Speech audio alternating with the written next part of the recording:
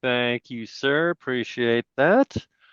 Good afternoon, everybody. Welcome to the August 19th, 2026 CALPADS Q&A. My name is Paul Higgins. I am a data analyst working in CSIS supporting CALPADS. So moving on into announcements, I am announcing that the 25-26 end of year 2 and 25-26 cohort are closed. Everybody has gotten certified. Everything is done. So we are now moving on and looking forward to fall 1. Well, looking to the future for fall 1. Let me watch my phrasing on that. So as we march forward towards fall 1, we are going to have our year-end rollover. And for that, the CALPADS Flash 329 came out last week discussing new functionality, new codes, new errors. And it also references, what were those? Previous flashes, I think 325, 26, and 28, all also discuss the new year's or the new academic year's functionality, coding, errors. It's all things that should be taken as a whole. There's no one omnibus flash discussing the year-end rollover. It's broken up into multiple flashes. So take a look at all of them. 329 is the most recent. It is up on the CALPADS communication page. So it's available for that.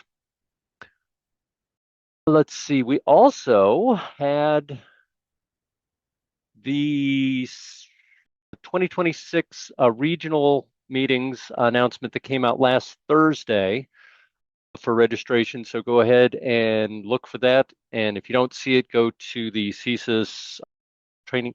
Is it on the training page, I believe, for the regionals? And then we also, and I left this one to the end for Matt to take because he has a vested interest in covering this a little bit more thoroughly.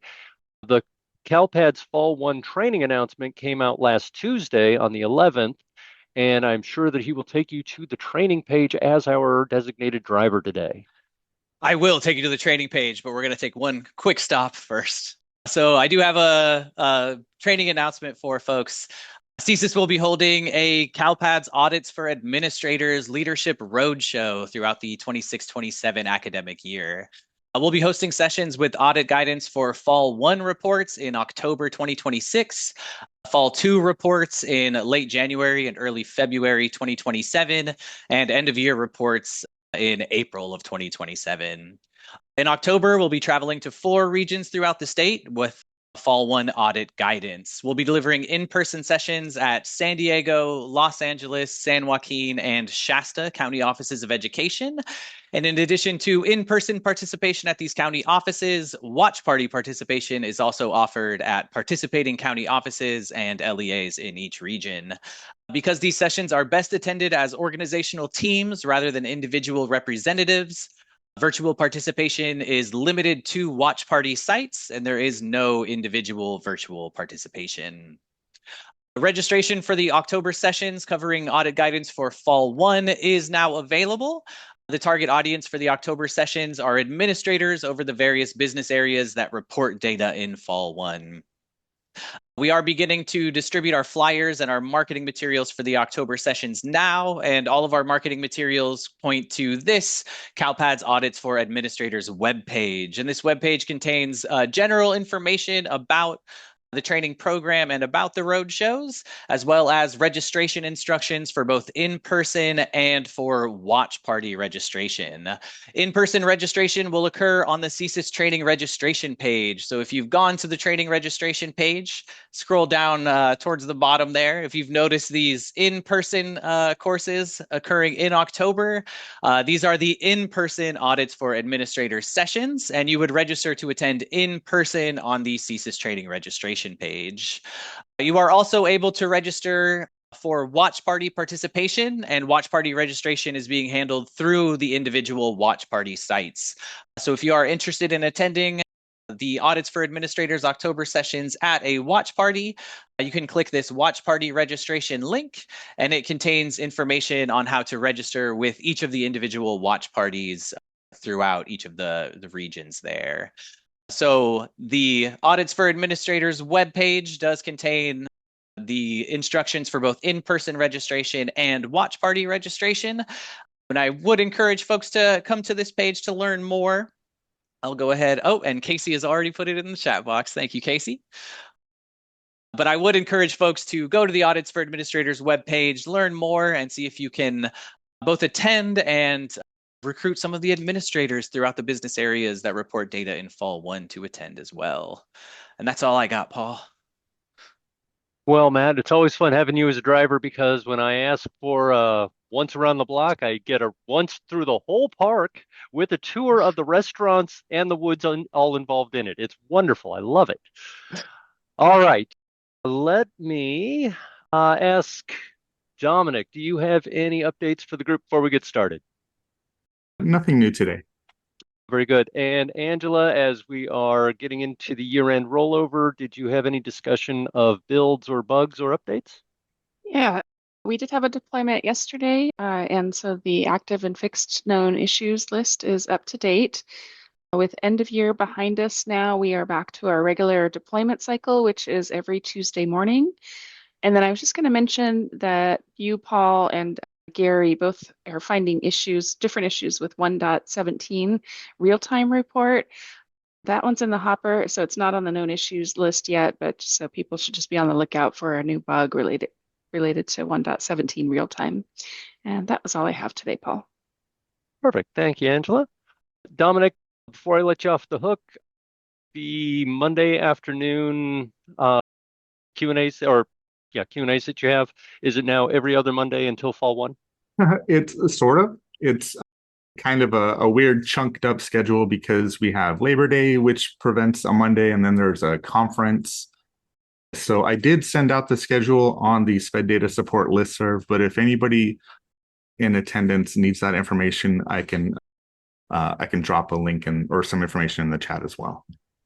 I'll be honest, that was kind of a leading question, so you could announce that link in the box because I downloaded it, so now they're all on my calendar because of the ICS link. Thank you very much for that, by the way. Right on. Thanks, Paul. All right, with that, we are going to jump into the Q&A box, and we're going to start out at 301 with Soraya, Q1.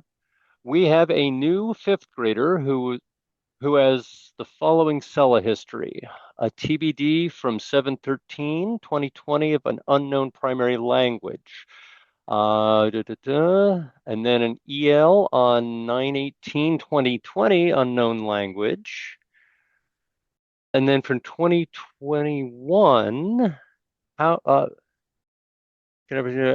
should we populate the SELA data in our well, generally those unknowns, they were included in a language group that wasn't in the new or that wasn't in the old language set. The UU has been retired at this point, I believe. Now I believe it's UNK for unknown, but I think we have literally every language.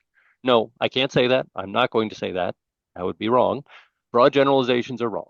I believe we have the vast majority of world languages on there now. So the UU is just a legacy coding. And at this point, I don't know, since it's, 5 years old at this point, you could probably file a TOMS request or a request through TOMS to update it if you know what their language is, and then it can be added. I think that would probably be the best option, is just to put in a service desk ticket explaining the situation, explaining what you know now and what you would like to change it to, and we could forward that on to the TOMS office for you. I don't think. Hi, Paul. How are you? Oh, hi, Sean. So I don't think we need to forward it to TOMS, but I do think we need a service desk ticket to be able to see the SSID. And then, as you stated, what is it that they're trying to update it to? Because that's the part I don't understand. I also see that as TBD. So are they stating that they can't test the student, or? No, there's a student there's a subsequent EL in there, and I think they're looking for the summative, how to create the record so they can have the summative testing in there. That's what I'm reading in between there, anyway. So they need to update. So they just want to update the language, the UU language, to something else, to the appropriate Yeah, I'm sure the Toms would appreciate that too, so that way they don't have to deal with it on the day of the test.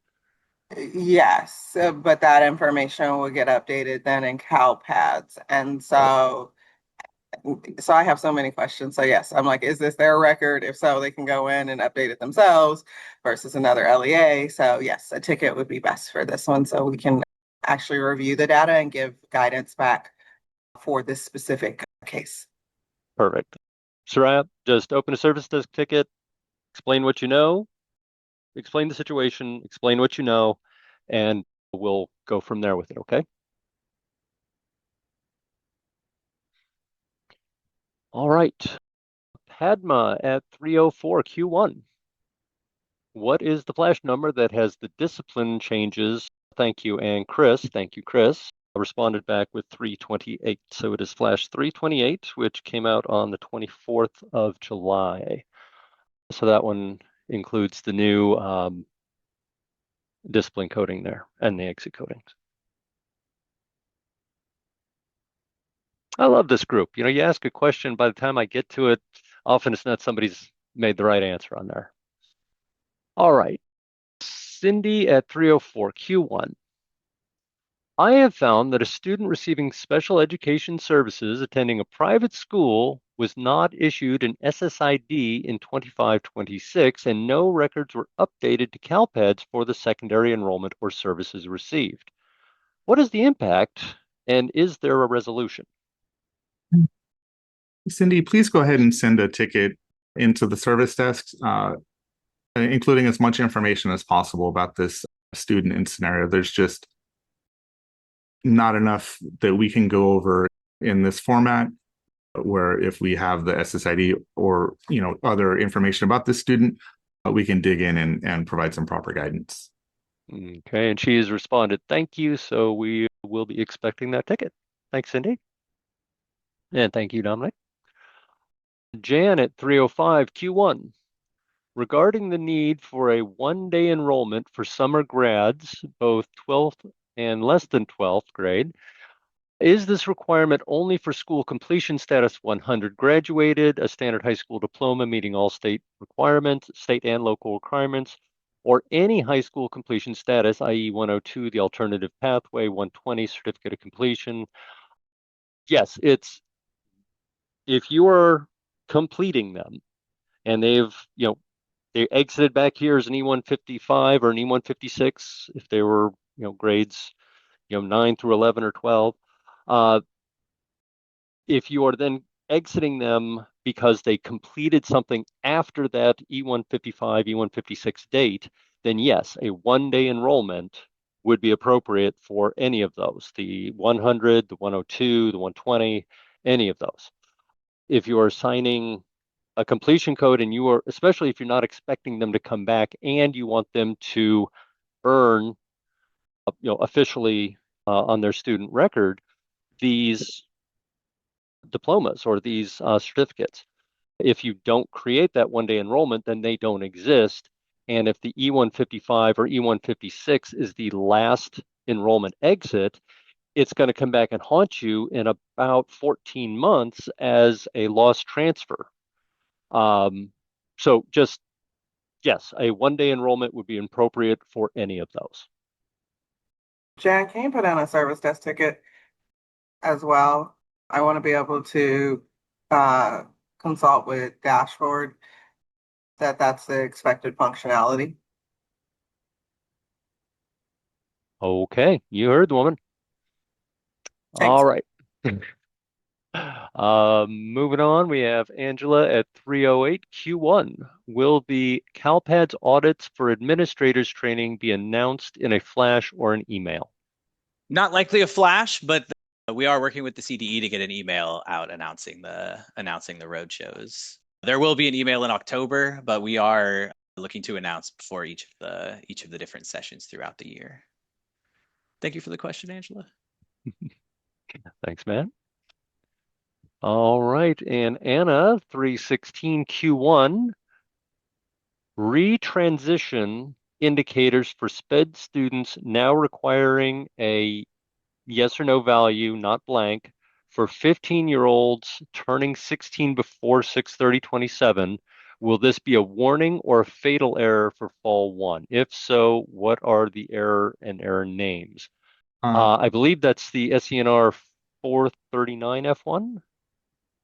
That's Actually, the one. I think she's referring to the plan 390 through 397 F1 for the 8 transition indicators. Yeah.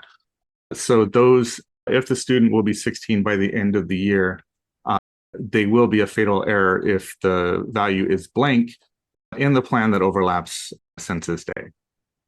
It doesn't have to be a yes. It can still be a no as long as the student's not yet 16 years old. But this validation was put in enforcing some sort of an answer so that as the year goes on, LEAs don't, and the IEP team or whomever doesn't forget that this needs to be addressed for the student once they turn 16.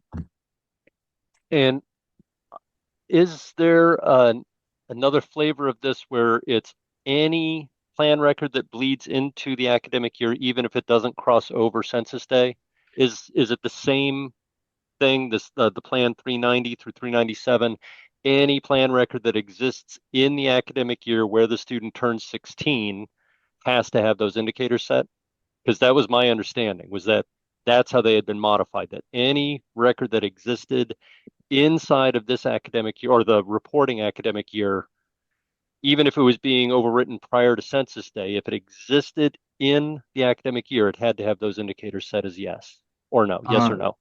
I would think that potentially the E1 version of these errors would have that caveat, but I'm not sure if they would look back for the span of the year or specifically look at the plans in place when the student was 16 years old.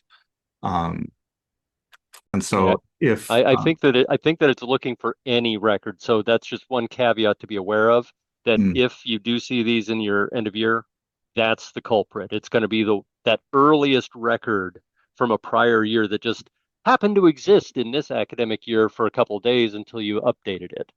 That, I think, was the thing that was eating us, that was nibbling at us with this one a little while ago. Okay, that's good to note. Thank you. And Anna, I hope that answered your question because I think I got off on a tangent from it. Bavita 318 Q1. There were a list of student SENR exit codes for whom we have to use the next day as the SPED exit date. Could you please share the link that has that information? I'm not able to find it.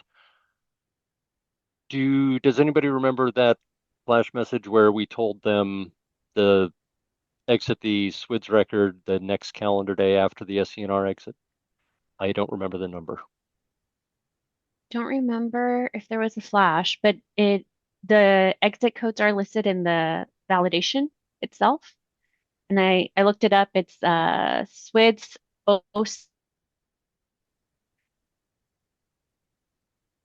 Can you say that error number one more time, Alex? 0749.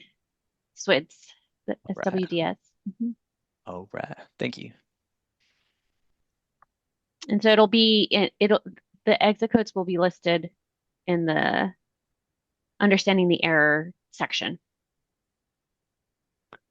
Down there, okay.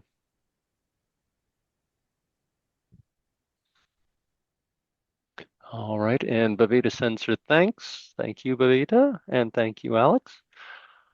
Angela 320 Q2. Is there any way for the CALPADS Audits for Administrators email to go out well in advance before the training, e.g. in the coming weeks, so that way we can pass along the announcement to the targeted admins within our district? Yes, that is the plan, Angela. So the first Audits for Administrator session is on October 6th, and we plan to get out all of our communications before the month of September that kind of announce and we'll market the sessions. We aim for, about 6 weeks of lead time for these trainings whenever we can.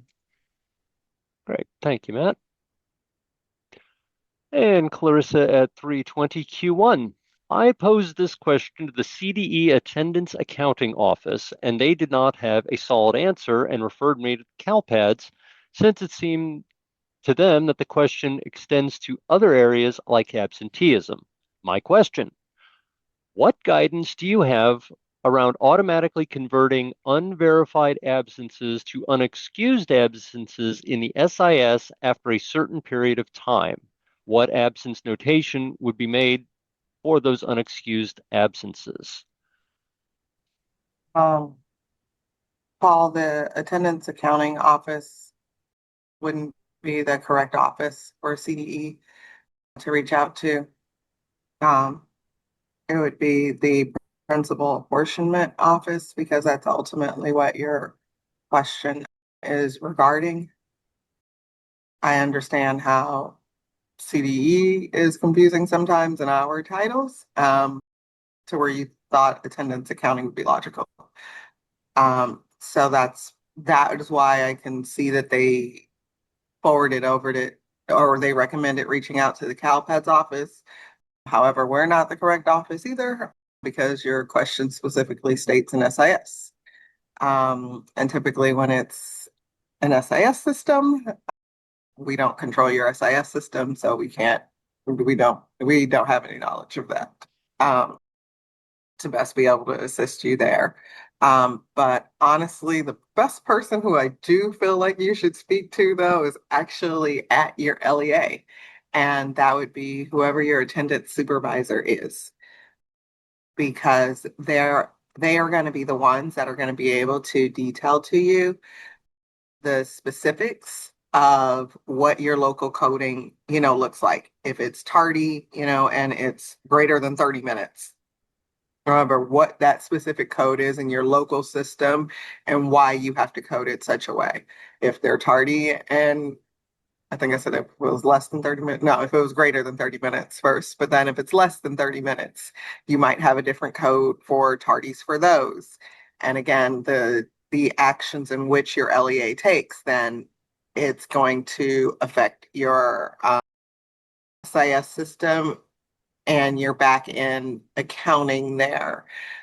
So I say all of that to say, again, I strongly encourage you to be able to work with your LEA administrators because they're going to be the ones that can detail that best for you. And I'd like to take this opportunity to say I'm glad the CALPADS is not part of APA because that kind of granularity in a STAS file sounds like a nightmare. I agree. That's a personal opinion on my part, but okay, moving on to Shelley at 322 Q1. I believe I understand, but would like confirmation. If a 7th grade student has a secondary enrollment at a school that allows grades 9 through 12, will I get a fatal error? I don't think I will, but the LEA admin wants confirmation. SENR 0269F1 is active and SENR 0269 is inactive. Shelley, no, you don't get a fatal error.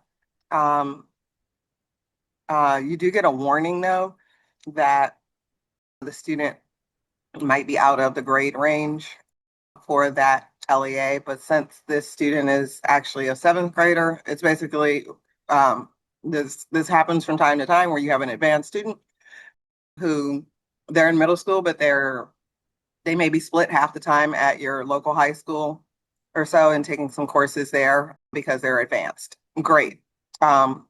We continue to support that student, and you can place that secondary enrollment at the high school. Not a problem for CALPADS reporting. Like I said, you may get that warning just to, looking to see like, hey, are you correctly identifying the student? And the warning is valid because it's just, again, making sure that, is this right before you certify your data. No, Shelley, I don't know what warning you get. I'm sorry. I can try and look it up though. Does anyone know off the top of their heads? I didn't think there would be a warning because yeah. it's a secondary enrollment. And Right. Matt, if you go back to where you just were on the 269 error, it does call out that error only triggers on primary and short-term enrollments, not secondary. Even better. Thank you. I appreciate that you're Yeah, so catching that. so Sean, you think she would get a warning even though it's a secondary, a 20 enrollment? Yeah, because of the grade level is out of the range for that school. Yeah. If that school is only 9 through 12. Now, if that school has a greater grade range, then no, she wouldn't get the error. But it's specifically because the school is out of the range of the grade level for the student. Well, all right. Well, if you do end up with the warning, it is just a warning.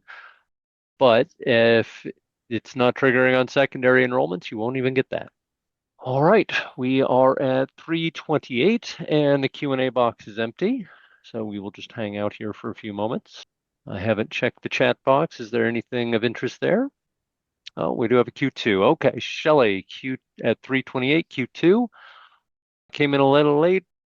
Could you please repeat the announcements?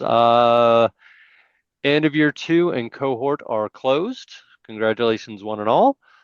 Flash 329 discusses end of year rollover, also references flashes 325, 26, 26, 20, sorry, 25, 26, and 28.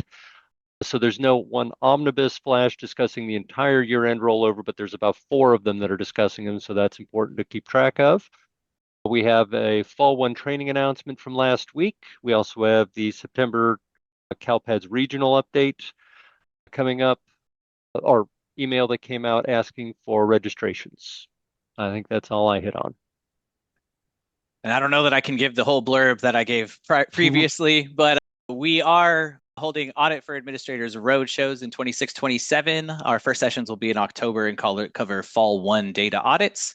We have both in-person and watch party registration available, and I just put the link to this site in chat where you can learn more. All right, thank Did you for that. Did Dominic also have the link to join the Monday SPED Q&As? So I can't actually drop the ICS file in the chat.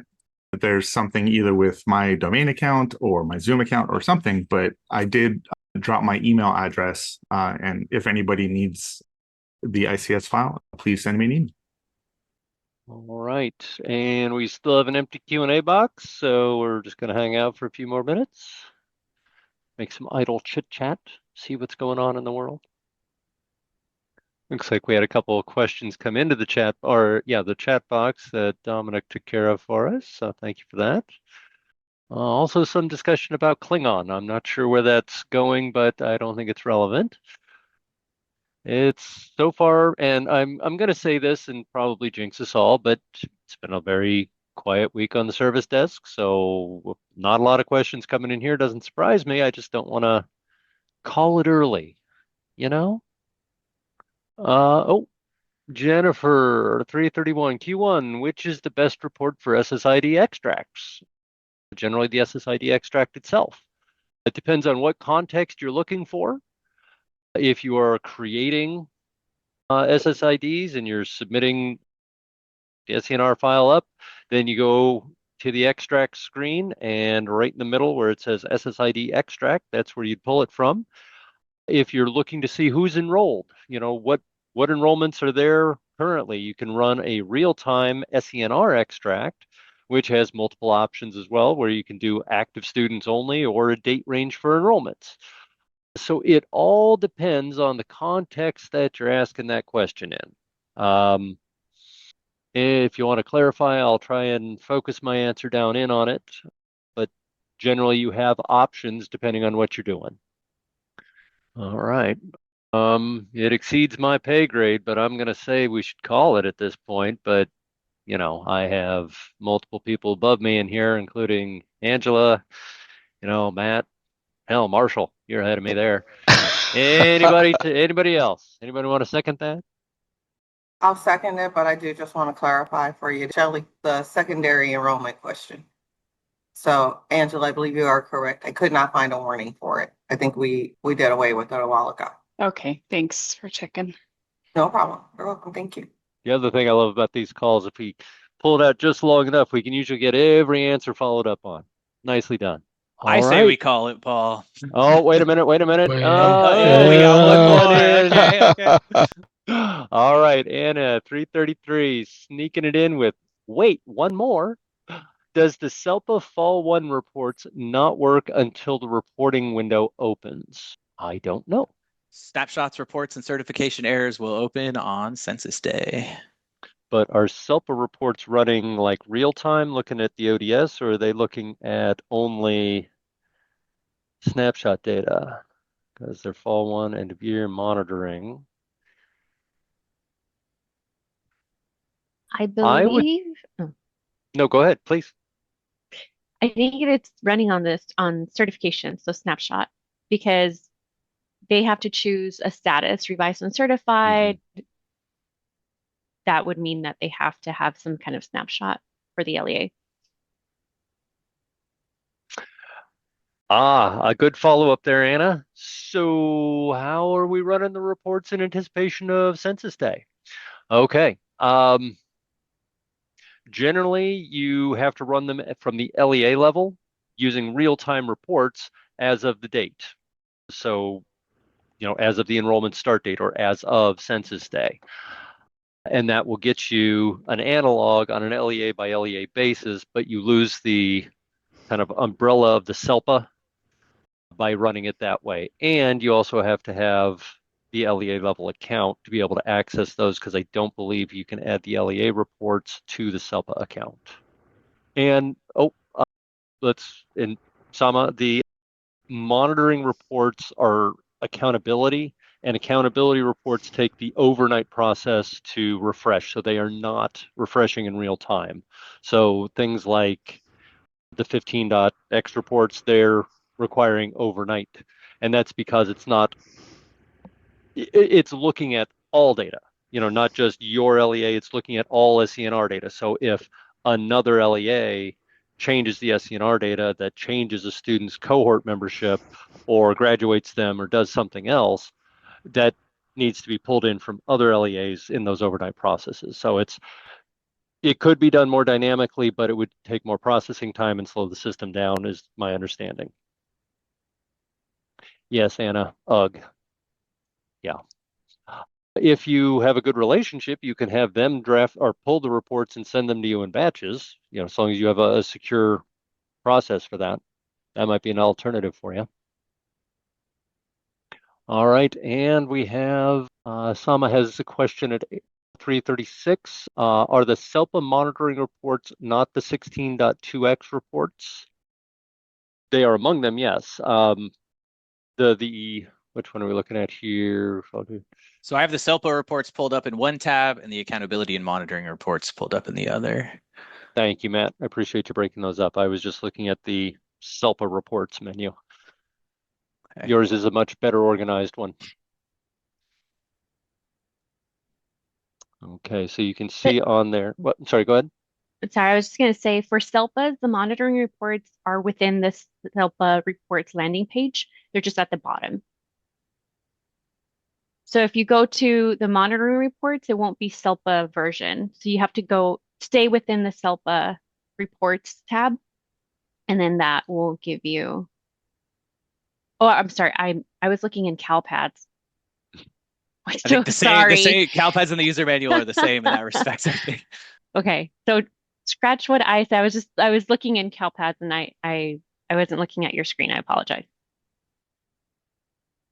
So here are the SELPA reports in CALPADS, and then here are the SELPA reports in the user manual.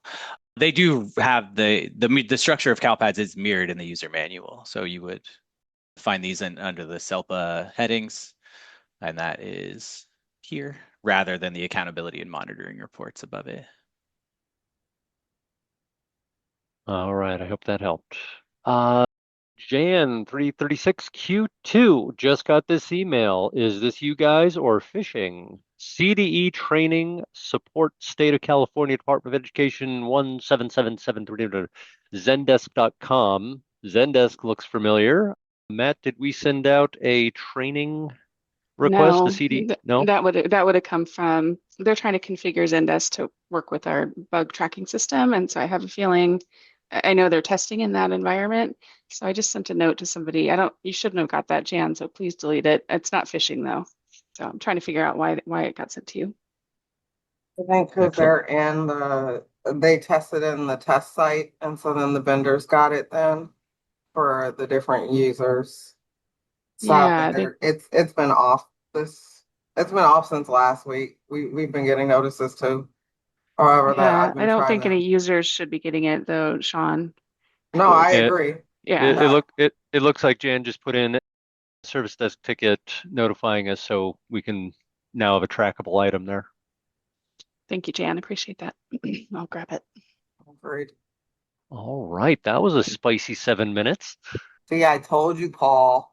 Uh, Sometimes you just want to pull the pin and see what happens. Don't see your ticket, Jan. Oh, she may be creating it still. She had a comment actually right about when you closed the question that she had entered a ticket when she received this email. So she's entered a ticket and received that email. The ticket. Oh, I wonder if you were in staging, Yeah. Yes, Jan. she said that as well. Yeah, that's what it is. Never mind. Yes, so you want to do that from production if you have access. If not, I can send you the link for it. That's fine. So we're not monitoring that test environment, Jan. So the ticket got created, but it went to the test. The Yeah. Zendesk test list. Okay, because I was like, the number is so off. I was like, that's not one of our current numbers. Okay, that makes sense. Thank you. And Jan just said, yes, send me the link. I can't get into production. Okay, 1 second here. I think you should be able to bookmark this in chat, and I'll type it in your answer too. There you go. Thank you, Angela. All right. Seems like it's all quiet on the CalPADS front at the moment. So if that changes, I'm going to ask you to put in a CalPAD service desk ticket, letting us know the problem so we can get back to you as quickly as we can. If you don't have any problems between now and next Wednesday, we will see you back here. Same time, same place, different host. If you need anything, let us know. Otherwise, have a great week.